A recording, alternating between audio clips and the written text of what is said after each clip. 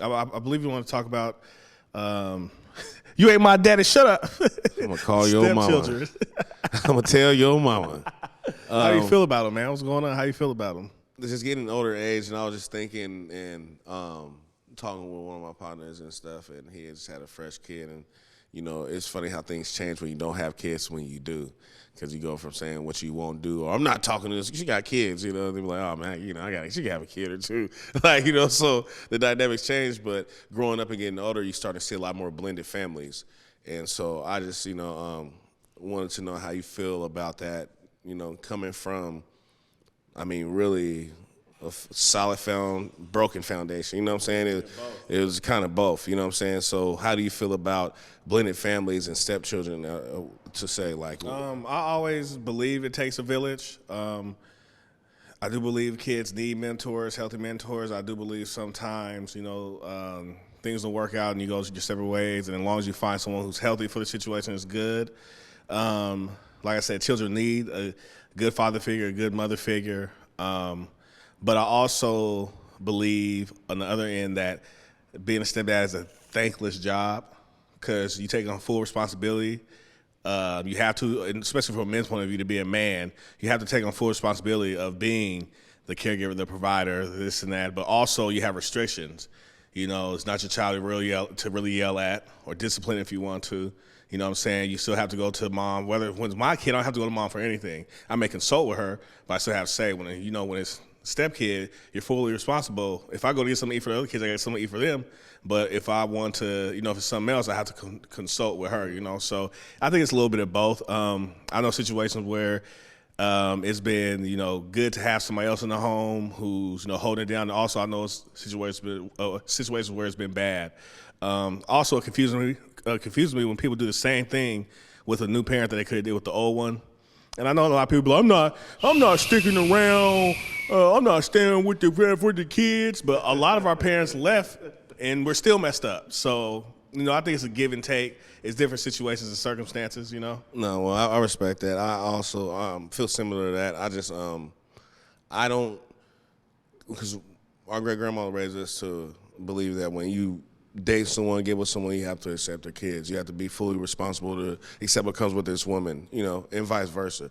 But I just always had this thing growing up where I see my biological father be good to other kids, you know what I'm saying? And so that affected me to where it made it seem like I could never give you know what I'm saying? I can never be this. I got my own kids. I seen somebody do that. You know, that's whack. So in more recent years, I've been breaking that and unlearning that, because of knowing that I will probably eventually be with someone who has kids, but at the same time, my daughters will eventually, you know, their mothers will have someone, you know, and so I have to learn to deal with that, and also know that someone else might be able to protect and love what I love to death or care about to death. And it's just something for me to break because of what I've been through. So it was kind of traumatizing seeing, or just knowing that my dad was around, but he had kids in his house that he took care of, that he was, like, come on, bro, they pay for college for kids that ain't theirs. Yeah, so, my dad's side sucks. Yeah, so it's just crazy where I just get into this age and I'm starting to realize that there's a lot of blended families, and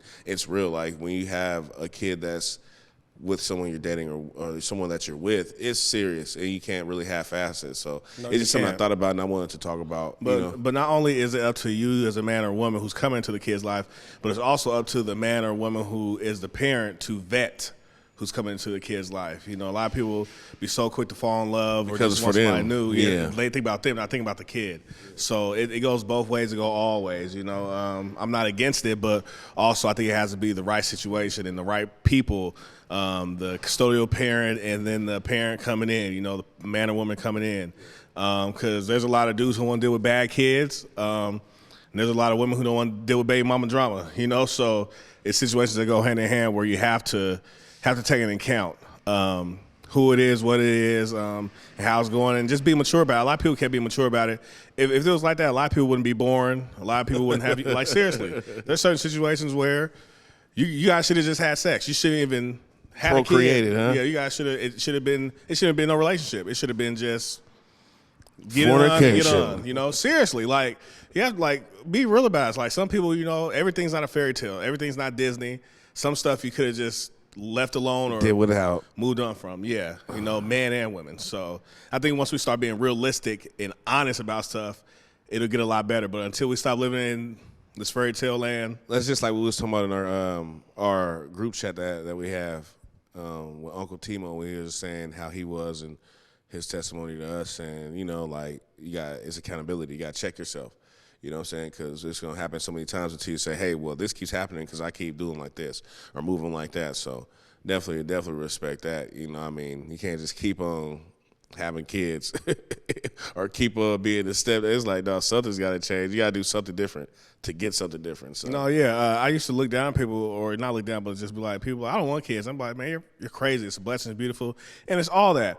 But now it's like I respect somebody even more for knowing who they are. Instead what they of are, being, what they have to offer, instead of bringing the kid to the world and not being ready and taking that kid, because kids don't ask to be born, you know. So I totally respect people. Like back then, you were like, man, you're crazy. You know, you're selfish. Then I was like, no, it's actually selfish to bring somebody to the world. You're not ready. No, seriously. You're not gonna be cool. You know, you're gonna mistreat the child or not knowingly abuse them, whether it's mentally, emotionally, you know. So Or you know how women be having the kid because they want the man and not the kid.